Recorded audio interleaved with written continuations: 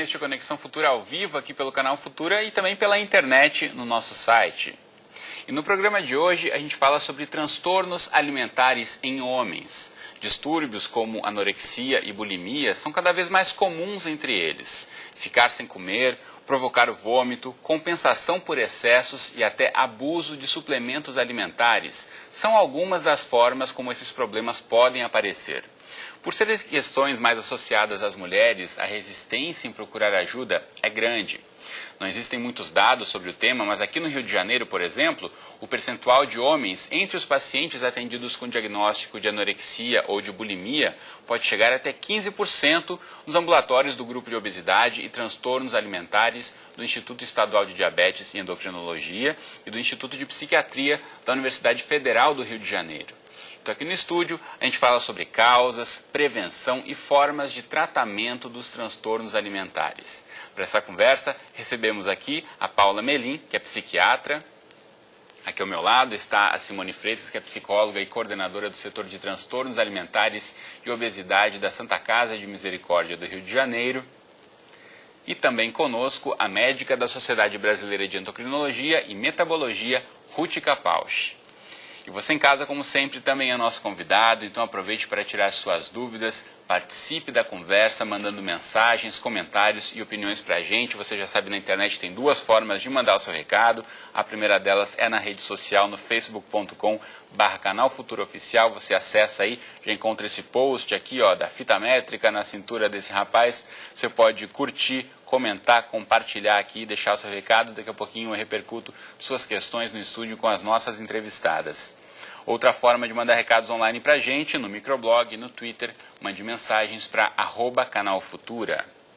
Ou ainda, ligue para a gente no bom e velho telefone 0 operadora 21 3523 4098, os números que já estão aí na tela para você. Bom, primeiramente, obrigado às três pela presença, bem-vindas, boa tarde. Boa tarde.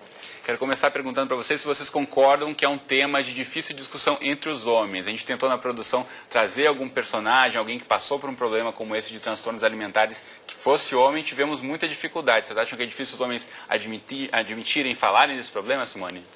É bastante difícil porque o homem não gosta de admitir qualquer fragilidade, né? Quanto mais um problema emocional, psiquiátrico, que é visto mais como uma doença de mulheres, né? Então, anorexia, bulimia, mostrar que tem um problema com a imagem do seu corpo, que está se sentindo mal com o seu corpo, eu acredito que é um assunto muito mais discutido entre mulheres do que entre homens. Então, realmente buscar ajuda, com certeza, é muito mais difícil. E os homens falarem sobre isso, Paula, também é uma dificuldade, muitas vezes? É uma dificuldade. Eu fico pensando, eu demorei um pouquinho, eu estava pensando que, assim, doença mental de uma forma geral, né, tem um estigma muito grande associado. Então eu acho que vai ser difícil você achar gente que queira se identificar como portador de uma doença mental. Agora, quando essa doença se manifesta especificamente com questões de corpo, aí vem muito o estigma por conta de vaidade, falta do que fazer, e aí por isso as pessoas se calam e não falam do seu sofrimento. Ruth, de certa forma as mulheres estão acostumadas a falar no dia a dia, né, da dieta, da alimentação, ou controlar o que comem. Entre os homens ainda há um pouco, de certa forma, eu posso tudo, eu posso comer o que eu quiser, que eu vou ficar bem de qualquer forma, né? Quando chega no extremo, como um caso de bulimia, anorexia, aí fica ainda mais difícil, né, para o cara admitir que ele está com um problema. Eu acho que a mulher, ela já tem essa preocupação de ver como é que o corpo está funcionando, como é que está o cabelo, como é que está a pele. Então ela presta mais atenção quando aparecem alguns sinais até decorrentes da doença, como a queda de cabelo, a pele mais seca, a própria falta da menstruação, né, que é um sintoma que acontece na mulher, é facilmente percebida no homem. Isso talvez não fique tão evidente, talvez ele não perceba tanto as consequências também, né? Mas como a gente pode identificar, então, pensando em amigos, familiares, pessoas do círculo dessa pessoa que está passando por um problema de transtorno alimentar, se de fato não é simplesmente uma dieta, a pessoa, resolveu mudar de vida, se cuidar mais, a gente sabe agora, começo do ano, muita gente começa a fazer exercício, quer emagrecer, quer perder quilos, né, quer caber naquela roupa do ano passado, mas a partir daí, até que momento isso é saudável e quando a gente pode perceber que se tornou um transtorno? É fácil, é difícil perceber isso? Assim, no dia a dia a gente vê homens, rapazes bem novos, assim, que vão... É muito comum, assim, fazer um exercício compulsivo, né? Então vão para academia e agora está na moda, assim, querer secar os corredores, né? A corrida está muito na moda. Então eu acho que isso fica um viés, assim, um pouco camuflado de talvez de um transtorno, começando um transtorno alimentar, quando começa a restringir a alimentação também, né? Por exemplo, eu conheço um rapaz de 18 anos que come só ovo cozido e vitamina de banana pela manhã. Então já é uma suspeita aí que acontece. Outro diz, eu uso laxante para, né, às vezes, porque eu me sinto cheio e tal. Então são algumas coisas que a gente começa, quando a gente tem experiência, a prestar atenção para um possível diagnóstico, mas claro, a pessoa tem que saber abordar, né, procurar ajuda, mas eu acho que essa coisa do exercício é uma coisa que chama bastante atenção hoje em mas aí dia. fica muito difícil para quem está em casa saber, né? Exercício, a gente quer que nossos filhos façam exercício, né? Então, qual é o limite, né? Isso que você está falando, eu acho que você pegou um ponto muito importante, porque hoje em dia essa coisa de tudo natural, tudo, né, saúde, geração, né? Então, realmente está mais difícil, né? Tem muitos sintomas de transtorno alimentar disfarçado em vida saudável, tanto para mulher como para homem, tanto na malhação, como em só comer coisas sem gordura, nananana. Então, eu acho assim, para quem está em casa, né? Como é que liga, como é que dá o clique de tem algo errado? Assim, outras modificações no comportamento, porque nem sempre dá pra gente prestar atenção. A gente está correndo, trabalhando, você não sabe se o seu filho almoçou, se ele não almoçou. Não dá tempo. Antigamente tinha uma coisa de todo mundo sentar, fazer o almoço junto, jantar junto. Familiar, né? Compartilhar esse momento, que hoje em dia, já é difícil, pelas rotinas, fica mais difícil. Muito difícil. Então, mas eu acho assim, tem algumas coisas, porque o transtorno alimentar, né, apesar do nome ser esse, ele não é só sobre comida, né? Ele é fundamentalmente uma questão emocional. Então, se a gente notar que o adolescente está se retraindo do grupo, né, que ele está deixando de sair, ou até a ginástica, qual é o ponto que essa ginástica está demais? Quando ele só privilegia a ginástica em detrimento de outras atividades sociais, né? Eu não vou para a praia no domingo porque eu tenho que malhar, porque eu não malhei ontem, porque não sei o quê, entendeu? Então, quando a coisa começa a ficar grande demais, e assim, comparando com o funcionamento habitual dele, né? Então, depois cair nota, né, desempenho escolar, tudo isso é mais adiante. No começo é muito mais uma coisa social mesmo, né? E, assim, duas vertentes com relação a corpo, que podem chamar a atenção. Uma, mas no caso da anorexia, é o jovem que começa a usar roupas muito mais largas, né? Porque ele está se escondendo ali dentro. E o outro, que é para o cara que entra na ginástica, que ele cresce muito rápido. Né? Isso tem que ficar de olho. Bom, o extremo é o outro. Ou parou de se alimentar e está emagrecendo demais, ou está usando suplemento ou esteroides. É mais difícil, porque você vai ficar feliz, teu filho adolescente, ainda mais se ele era meio assim, né, deixado de lado, e agora ele está forte, ele está se achando poderoso, você fica feliz com isso, né? Mas olho aberto, né? Se foi muito rápido, né? Se está ficando um pouco mais irritado, né, tá ficando mais forte e mais irritado, né, essa irritação, essa briga fácil, esse bom dia, por quê? Né?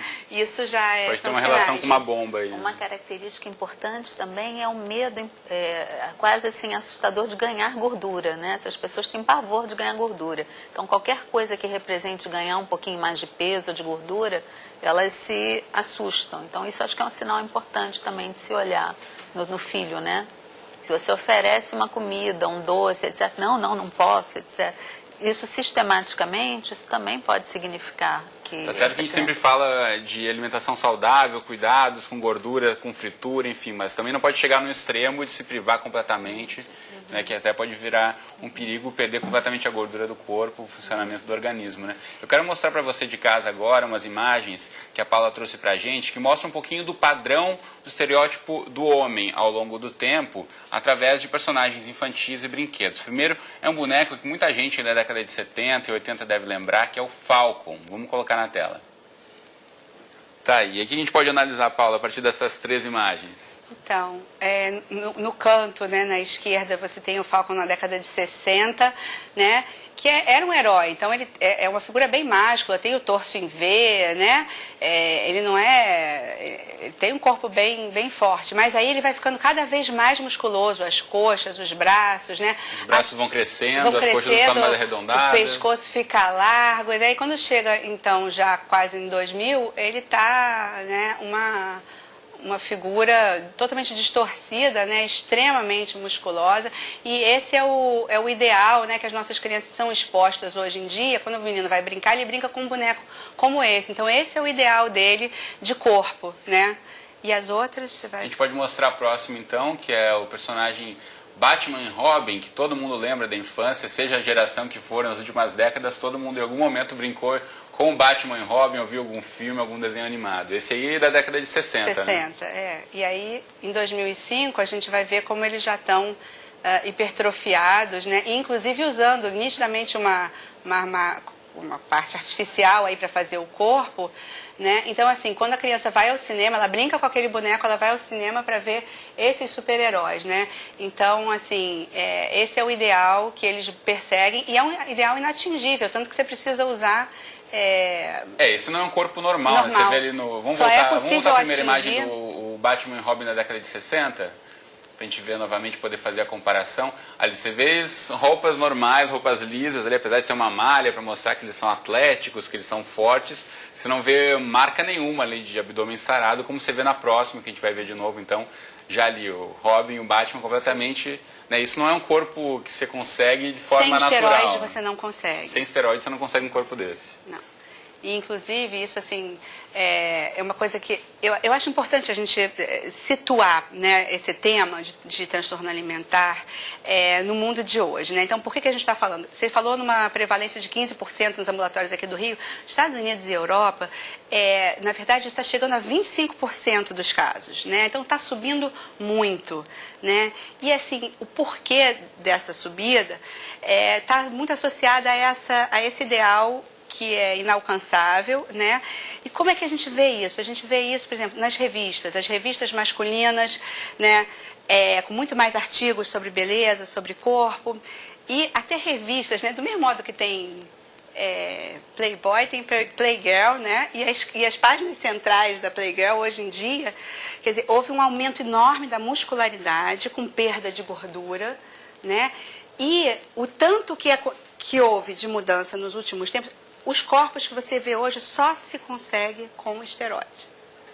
Você acredita que na mesma proporção que a gente viu nesses bonecos dos homens ficando mais musculosos, mais cheios, enfim, as mulheres, pelo outro lado, as meninas brincam de Barbie, as Barbies têm ficado cada vez, Barbie essa boneca, né, a loirinha que as meninas gostam de brincar, cada vez mais magras, né? Acho que é um paralelo que a gente consegue traçar aí dos estereótipos do homem e da mulher, né? As Barbies hoje têm um padrão anoréxico, né? Então, as crianças sendo expostas desde pequenos, né? Como ela falou, isso. Eu acho que a gente tem visto lá na Santa Casa cada vez mais crianças e pré-adolescentes já iniciando um transtorno alimentar. Né? A gente pegou, nesses últimos 3 anos, 2 meninos, um com 11 anos e outro com 14 anos com anorexia nervosa. Então, a gente vê que isso já vai influenciando muito, né, a cabeça realmente. Isso é importantíssimo. Tem um estudo que está para sair agora, feito na Austrália, com meninos de entre 8 e 10 anos. E a coisa que eles mais identificam como importância para ser feliz é estar com o corpo em forma. Ser feliz está associado a isso. Então, assim, 8, 10 anos de idade. Né? E aí, tá, qual é o problema? Aí alguém pode perguntar, mas o que tem de mais ficar tão musculoso? O que tem de mais se preocupar tanto com isso, né? Assim, são as complicações desses, não sei se agora é hora de falar nisso, mas, né? Eu queria ouvir da Ruth um pouquinho em relação à alimentação, né? A gente sabe que o excesso de alguns tipos de nutrientes pode prejudicar, a falta de alguns outros, então essa dieta restrita, seja para emagrecer demais ou para crescer demais, ou só proteína, eu queria que você falasse um pouquinho sobre esses riscos da alimentação extrema. Geralmente essas pessoas são desnutridas, então elas comem menos do que elas precisam. Então, o que acontece? O corpo, ele tem que queimar as suas reservas. Então, queima os músculos, as proteínas, queima as gorduras, e com isso há um desequilíbrio no corpo, uma desidratação, uma perda de sais, de eletrólitos, uma perda de cálcio dos ossos. Então, daí você já pode pensar nas consequências, né? Baixa massa óssea, osteoporose, pode dar problemas cardíacos, em casos graves, pode levar até arritmias e a morte. Então, há situações em que realmente você pode ter problemas cardiovasculares, problemas renais, choques e que precisam até de uma internação. Então, não é uma situação assim tão benigna, é uma situação que pode evoluir para algo muito sério realmente. Agora, aquela que não é tão séria, de qualquer forma, também está desequilibrada, porque aquele corpo está sem uma série de nutrientes, sem potássio, sem sódio, a pessoa está cansada, está desnutrida, está totalmente exaurida. Então é muito sério. Em 2009 eu fiz uma reportagem no Centro de Atendimento do Hospital das Clínicas de São Paulo e uma menina de 19 anos sofria de anorexia e ela estava tão magra, tão fraca, que é exatamente o que você está dizendo. O corpo ficou tão debilitado que se instalou uma bactéria que provocou a perda dos movimentos da perna. Ela estava em tratamento, mas aquilo ali é irreversível. A partir da falta de alimentação adequada, ela ficou tão fraca, tão desnutrida. Então, assim, é uma série de problemas que muitas vezes a pessoa que se submete a uma dieta extrema nem para ou nem tem noção de tentar mesurar isso, né? Acho que muitas vezes os pais também ficam muito perplexos ou pensam, a menina só quer ser magra como as amigas ou quer ser modelo. Tem muito isso hoje em dia entre os adolescentes, né? Como os pais podem ficar atentos à alimentação? A gente sabe que é tão difícil hoje em dia controlar desde a criança, como você falou, já de 11 anos demonstrando transtornos, como os pais podem tentar ficar atentos nesse momento? Muitos pais trabalham fora e ficam pouco atentos, né? Mas tentar ter um mínimo de planejamento familiar, alguém que cuide dessa alimentação. Eu acho que é uma questão bastante complicada, porque também quando eles já alcançam a pré-adolescência, eles já comem mais na rua, então é fast food, então acho que é bem difícil realmente, né? Eu tenho um adolescente, eu sei quanto é difícil fazer esse controle, entre aspas, mas eu acho que é conversar muito, explicar, né? Falar mais sobre saúde do que sobre corpo, mas é bastante difícil essa questão, eu acho que é bastante Se eu puder difícil. complementar, é dar exemplo, né? Porque a criança, ela vai crescendo e o adolescente, ele se mira nos pais. Então, se você está neurótico, fazendo dieta sem parar, só fala nisso, vai num casamento, como é que a fulana engordou, como é que a fulana não sei o quê, você só fala nesse assunto, você olha uma atriz na televisão, nossa, embagulhou e não sei o quê. Tá... Eu exemplo que a criança está em casa e ela vai seguir de certa forma. E a crítica, né? Se você está vendo um programa, agora está passando um seriado americano, chama... eu vou me lembrar o nome, White Collar, é um bandido que aí fica dando consultoria pro FBI, muito interessante.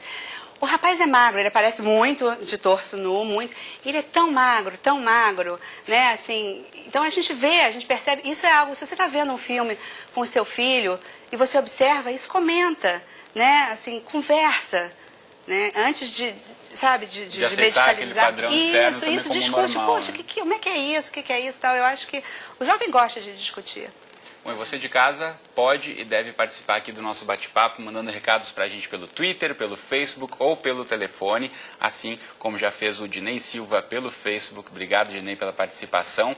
A gente falou um pouquinho no começo do programa sobre a questão do transtorno mental, né, das dificuldades, de uma série de outros problemas que podem estar relacionados ao transtorno alimentar. E o Dinei pergunta se existe uma forma de prevenir esses transtornos. E aí? Quem dera, né? Eu acho que a gente pode tentar, assim, como sociedade, se tornar uma sociedade menos tóxica, né? Assim, é isso. Se cada um prestar atenção no quão neuras que está ficando com relação ao corpo, isso já é um grande passo, né? Agora... muito mais essa parte comportamental, porque o resto, né, a parte genética, não tem muito como você mexer. Mas muitas vezes tem relação com depressão também, em outros casos de outros transtornos mentais que vão desembocar em um transtorno de alimentação. 75% dos casos de transtorno alimentar está associado, 75%. 75%. Eu acho que a melhor forma de prevenir seria tentar manter hábitos alimentares saudáveis e um estilo de vida saudável, né? Fazer exercício na medida certa, tudo na medida certa. Se tentar ter um equilíbrio nessas duas coisas seria uma forma de tentar... Sem exagerar, né? Sem ser saudável demais. Sempre permitir, talvez, alguma deslize, quer dizer, não ser perfeito. Não ter rigidez. Não né? ter rigidez, é isso que acho que seria importante Ter uma também. flexibilidade aí. Porque essa coisa de ser saudável e tal pode ser também uma armadilha, né? Como foi falado aqui. Chegar né? ao extremo. É. A gente está quase chegando no fim do programa, eu quero questionar vocês em relação, tentar não comparar, mas pensar nas razões que levam as mulheres a serem anoréxicas e os homens. Há muita diferença nas causas, se for estudar lá a causa? Não. Não, Paulo? Basicamente a mesma entidade nosológica, a mesma doença. Na verdade, são pessoas que estão buscando a perfeição, né? São pessoas extremamente inseguras, né? Que falta autonomia, que estão buscando se tornar pessoas, assumir o controle da sua vida, a rédea da sua vida, controlando o seu próprio corpo, né? E vão buscando o ideal inatingível e aí se perdem.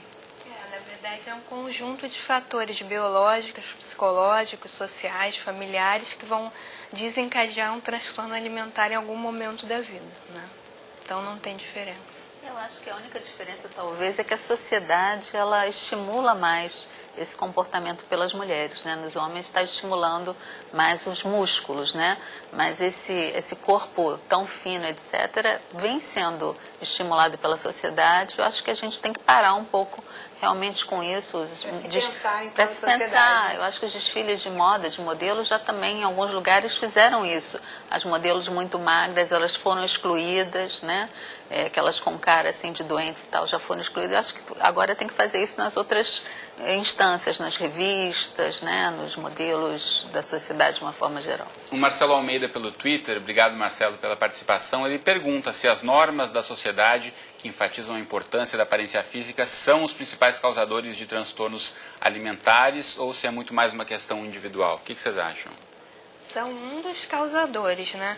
É um grande causador, mas tem várias coisas, né? Como a doutora Paula falou, fatores psicológicos que já são fatores de risco para transtornos alimentares, perfeccionismo, rigidez, baixa autoestima, uma insegurança, fatores familiares também, conflitos na família, e os fatores sociais, né? Que são a mídia, né? A exposição a esse ideal da magreza ou do corpo perfeito, do corpo sarado, né? Então é mais um dentre tantos outros fatores, mas só por si só uma pessoa não desenvolve um transtorno alimentar, fatores genéticos, biológicos. Assim, eu queria complementar, é muito difícil, né? Teve um estudo na década de 80, nas Ilhas Fiji, enquanto não tinha televisão, o padrão de beleza era um padrão, as mulheres opulentas, formas, né? E com a entrada da televisão mudou e passou a aparecer transtorno alimentar nas ilhas, que não havia antes, né? Então, assim, o peso da sociedade é enorme, a responsabilidade, né, da gente como controlador da mídia ou como estimulador, né, é muito grande. Só que assim, para cada caso, em um caso a influência genética se faz perceber maior, em outro a questão psicológica, quer dizer, é isso que ela falou, todos esses aspectos estão envolvidos e de caso a caso alguma coisa vai ser mais importante do que a outra, mas não dá para a gente afirmar. Agora, sem dúvida, o peso da questão sociocultural do é entorno, imenso. dos amigos, do grupo, né? Isso, sem dúvida, tem uma importância, né? O Augusto César de Manaus, obrigado Augusto pela participação, ele pergunta se pessoas idosas têm mais facilidade para ter problemas de alimentação, em comparação com pessoas mais jovens. Ruth. São coisas diferentes, né? Os problemas que as pessoas idosas têm pode ser falta de apetite de uma forma geral, mas é diferente da anorexia. A anorexia, a pessoa realmente não quer engordar, ela tem um distúrbio da imagem corporal, não quer ganhar peso de forma alguma. Não é o caso da pessoa idosa. Ela até quer ganhar, mas ela não tem vontade. Ela talvez não digira bem, talvez tenha alguns outros problemas, é totalmente diferente. Não é psicológico, é problema mais físico, talvez, do que psicológico. A gente sabe que pessoas com esse tipo de transtorno alimentar muitas vezes têm uma distorção da própria imagem, né? De já estar num peso muito baixo e se olhar no espelho e se ver gordo ou se ver com mais peso do que gostaria. Nesses casos, enfim, a gente tem que reforçar aqui também a questão de buscar ajuda, né? Muitas vezes a própria pessoa não quer admitir, mas o familiar ou amigo, de certa forma, acolher essa pessoa e oferecer algum tipo de ajuda é fundamental. Isso é muito importante, né? A gente estava falando antes do programa começar, acho que ela falou a coisa certa lá fora. Eu acho que essa questão da ajuda, o básico é ter uma boa abordagem psíquica, né? Porque a pessoa só vai sair disso se ela tiver alguém que a entenda, que a faça sair dessa neurose que ela criou de ser super magra. Então não adianta você dar 1000 dietas, fazer 1000 orientações se a pessoa não quer comer. Ela tem que estar bem amparada por uma equipe psíquica que esteja caminhando no sentido de sair, né? E que tenha experiência nisso, exatamente. É perfeito isso que você falou. Se sentir acolhida, aceita, né, por é muito importante nesses casos. Não é qualquer psicólogo que consegue lidar com esse tipo de problema, né? Os psicólogos e psiquiatras, eles estão acostumados a lidar com o psiquismo em geral, mas esse é um problema muito específico, então quem lida com isso tem que ter experiência nesse tipo Então, uma falta de preparo do médico pode até causar um transtorno ainda maior e piorar a situação. Tem que ser uma equipe já treinada nesse assunto. Inclusive, não é só o psicólogo, né? Tem o nutricionista, tem o médico. É toda uma equipe já treinada. Até professor de educação física. Eventualmente, até isso. Bom, falando em rede de apoio, eu vou mostrar para você de casa, então, pela internet, 2 sites importantes. Você pode buscar mais informações de onde buscar ajuda. Primeiro aqui para você, na tela, o CETAL, vai aparecer para você aí, que é a Clínica de Estudos e Tratamento em Transtornos Alimentares e Obesidade. O site é o CETAL, com 2 T's, ao.com.br, você pode acessar aí. Aqui do Rio de Janeiro, mas lá com certeza você pode buscar informações, né, Simone? De onde em outros estados, outros municípios também o pessoal pode buscar ajuda. Com certeza. Então tá aí para você de casa, cetal.com.br. Outro site também importante para a gente divulgar aqui é o da Sociedade Brasileira de Endocrinologia e Metabologia, onde aqui eu já tenho a página inicial, 10 coisas que você precisa saber para iniciar bem o seu ano. Então tá aí importantes dicas sobre alimentação, então não deixe de acessar também endocrino.org.br. Cristiano, o Nutra tem Facebook, de repente se as pessoas quiserem fazer alguma pergunta, pode procurar o Nutra no Facebook. Qual o endereço? Bota no Facebook Nutra, N-U-T-T-R-A. Procura lá. N-U-T-T-R-A no Facebook, também fácil de entrar em contato com vocês, fácil. Tirar todas as dúvidas. Só a última pergunta rapidamente aqui do Diego Leão pelo Twitter. Obrigado, Diego. Ele pergunta que tipo de tratamento existe para transtorno alimentar no sistema público de saúde? No sistema público existem alguns poucos serviços no Rio de Janeiro, né, que atendem mais a nível ambulatorial. Que na Santa Casa a gente tem o CETAL, né, tem o Gota, que é do IED da UFRJ. Mas é interno, Simone, o Gota interna. Se precisar. precisar. O NESA, que interno, da UERJ. Mas o NESA já O Gota, eu acho, não sei. Tá internando. Tá internando? O Gota tem alguns leitos para internação e o NESA também, que é da UERJ, tem internação para adolescentes. Muito bem. Então, acessando o site do CETAL que a gente divulgou, você pode ter essas informações de onde buscar ajuda mais próximo de onde você estiver. Então, obrigado às 3 pela presença aqui hoje comigo. Boa tarde. Boa tarde. Você de casa, antes de encerrarmos, atenção aos realizadores de vídeo. Essa é a última semana para inscrição de projetos para o 5º edital do Sala de Notícias. As inscrições terminam no próximo domingo, dia 12 de janeiro. 35 projetos serão selecionados. Você sabe que desde 2011 já foram realizadas quase 200 produções inéditas, originárias de todas as regiões do país e também do exterior. Muitos projetos do Sala de Notícias já foram inclusive premiados e frequentam constantemente os mais importantes eventos do setor, como mostras e festivais de cinema e jornalismo. Todo o processo da inscrição é online, é só acessar o nosso site do Futura, que é o www.futura.org.br. Tá aí para você, /sala-notícias. Tá certo? Dado o recado, a gente volta a se encontrar então amanhã em mais um Conexão Futura ao vivo, às 2h30 da tarde. Um abraço e até lá.